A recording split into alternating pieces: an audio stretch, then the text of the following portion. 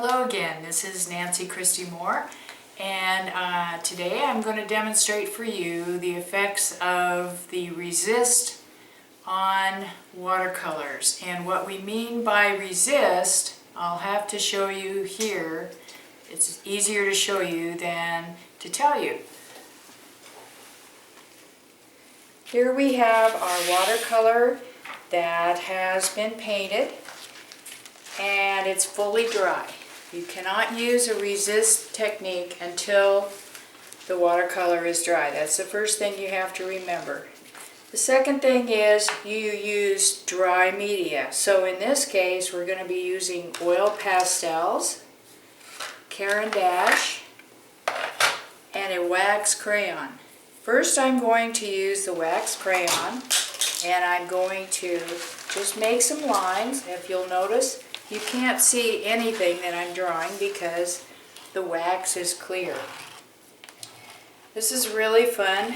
When we were kids we used to do what we called secret writing, and we did it with wax crayons, and also this is how we put our names on our Easter eggs, if you recall. Okay, that is so much for the wax crayon. The next thing that I want to show you is what happens with oil pastels. Now with oil pastels we draw a nice line, we can make any kind of drawing we like, we can make marks in any color we like. I'm just enjoying some of these different colors. Here we'll have a double spiral. And with the Caran d'Ache, it's a little bit different. Caran d'Ache can be wet when you put it on the surface, but you'll notice when I paint over it, it's going to feather out like watercolor. Caran d'Ache is really a watercolor crayon. Okay, let's see what happens when we add our color to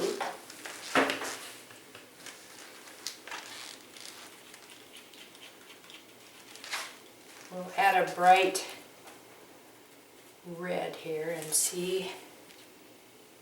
Oh, look at that. See, every place I put the watercolor, get it a little brighter. Every place I put the watercolor on the page, the wax resists. The wax in the oil pastel, which is really oil, not wax, and the wax crayon. Here's the wax crayon. You see the little marks with the wax crayon. This can be a lot of fun. You can do this also with your acrylics paints if you use them in very light washes.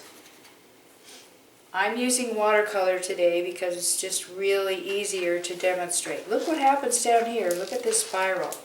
Isn't that fun? You can get all kinds of different effects by using the resist techniques. So I want you to go over to your studio or your area where you paint and start playing with some resist today. Have fun!